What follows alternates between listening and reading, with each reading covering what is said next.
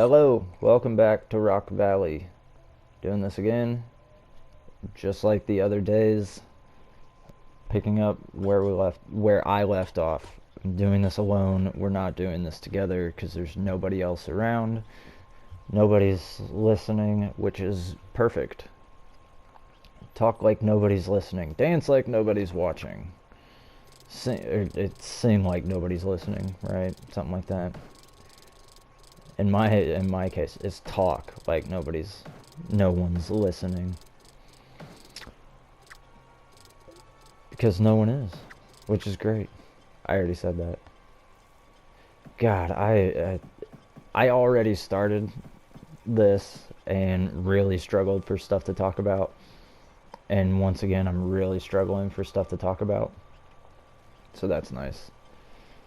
I think I'm gonna go to the library today. We'll kind of talk about that for a minute.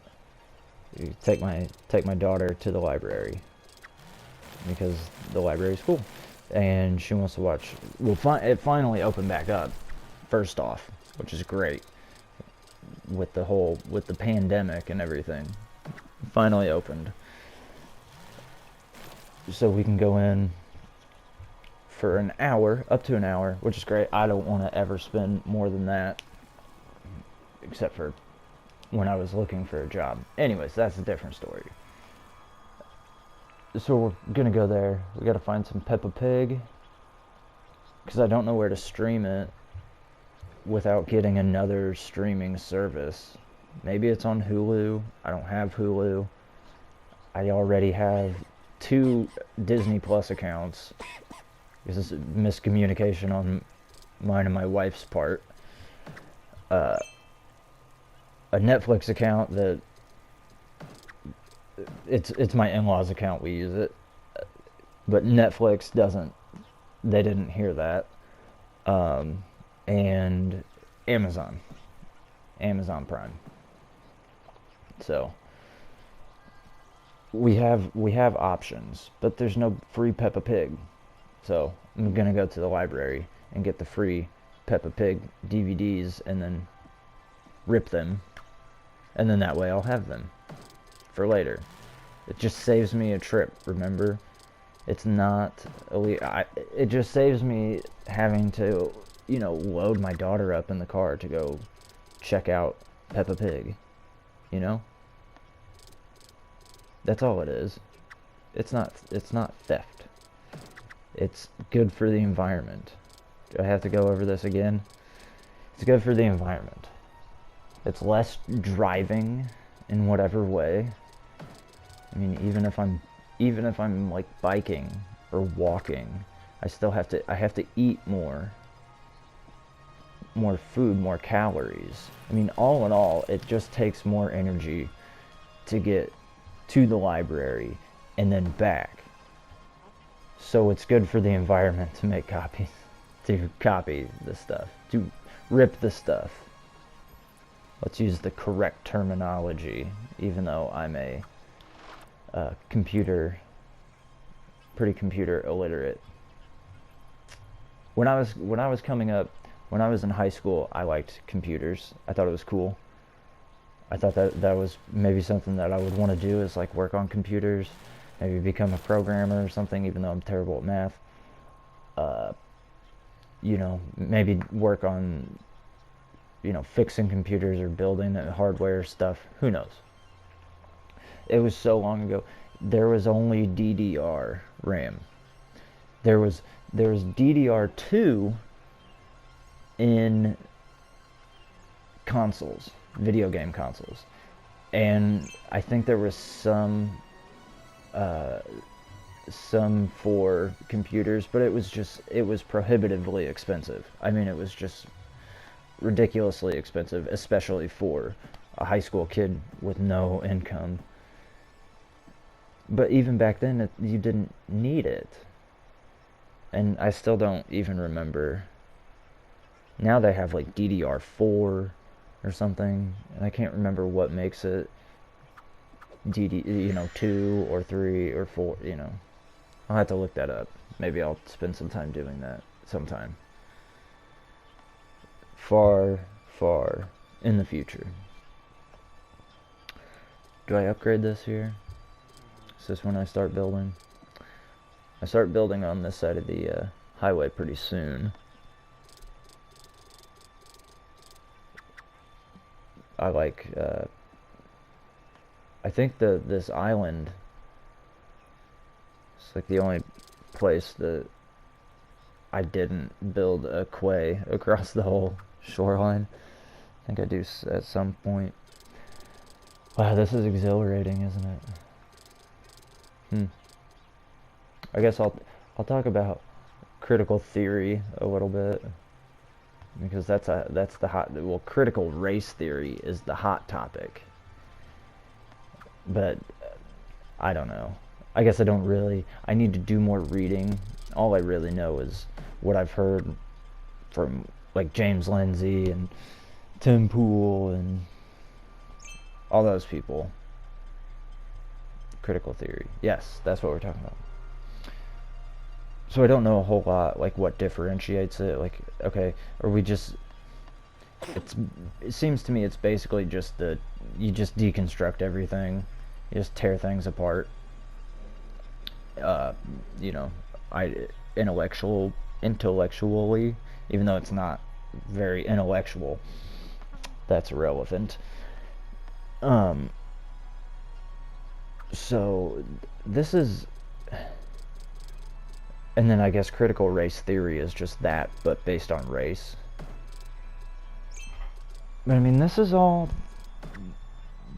it's all the stuff that I thought of when I was a stupid high school kid. Like, I thought of all of this.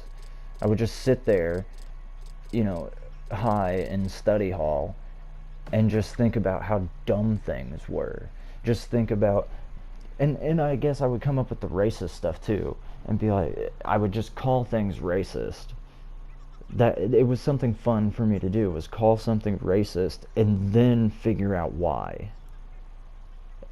Work backwards, which I think is what they do, right? It's your job to find the racism's there, it's your job to find it. Isn't that part of it? Like, to be anti-racist, you have to find and eliminate the racism. So that's what I would do, is I would just sit around and think of that. And then I thought about, I don't know, if I had known that this was what was going to be popular, if I had known that I could have gotten a doctorate in something like this, I probably would have gone to college at the time.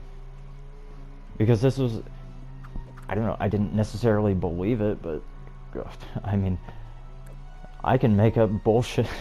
I can make up BS like just as good as the rest of them. And say, oh, you know, I can come up with reasons why stuff's racist.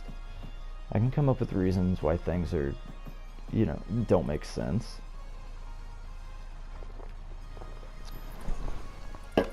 Like, one thing, this is one of my favorites, is I worked in restaurants a lot throughout my life, and this is pretty relevant now too.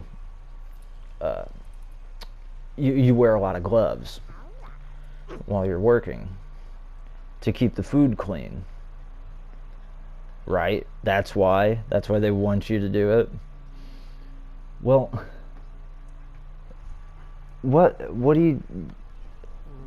how do you get the glove out of the box? Okay, I'm back. The water company guy spooked me. He was outside making a lot of noise. I didn't know what was going on. But anyways, they want you to wear gloves to keep the food clean. Okay, well, how do you get the glove out of the box? You have to, you take your dirty hands, either your hands are clean enough to touch the outside of the glove, because you touch the outside of the glove to get it out of the box, and then you're messing with it, all these different ways to get it lined up to get your hand in there. It's like you touch almost every bit of the outside of that glove before you put it on to start working with the food, the baked potatoes, or, you know, whatever it is that you're doing.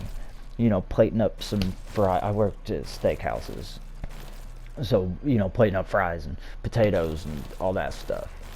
It's like, I just fingered all this food. Or no, I just fingered the hell out of this glove. And now it's, but it's okay for me to start touching the food with it. It's like, so are my hands clean enough? You know, you're supposed to wash your hands and then put the gloves on. Yes, so gloves get dirty just as fast as hands. Like, you're touching the same stuff. So if I wash my hands and it's clean enough to put the glove on and touch the outside of the glove and the glove be okay, then why can't I just wash my hands and then use my hands to do this stuff? I mean, I guess that's the logic behind, you know, fine dining and stuff. You know, you see those Gordon Ramsay shows where that's all he does is touches the steak and, you know, puts his finger in the fish and all sorts of stuff, and then he sends it out. So here you go. I wouldn't care. I don't care, but it just doesn't make any sense. People throw a fit. Wear a glove. Wear a glove. Keep things clean. It's like, unless you're putting on sterile gloves, it's all dirty. It's dirtles all the way down. Turtles, but dirt. Alright, it's that time. Like, subscribe, share, comment, do those things. Follow me on Parler. I think that's what I'm going to share this out on, and that's the only thing that I'm going to share anything out on. We'll see you in the next video. Maybe I'll have something better to talk about.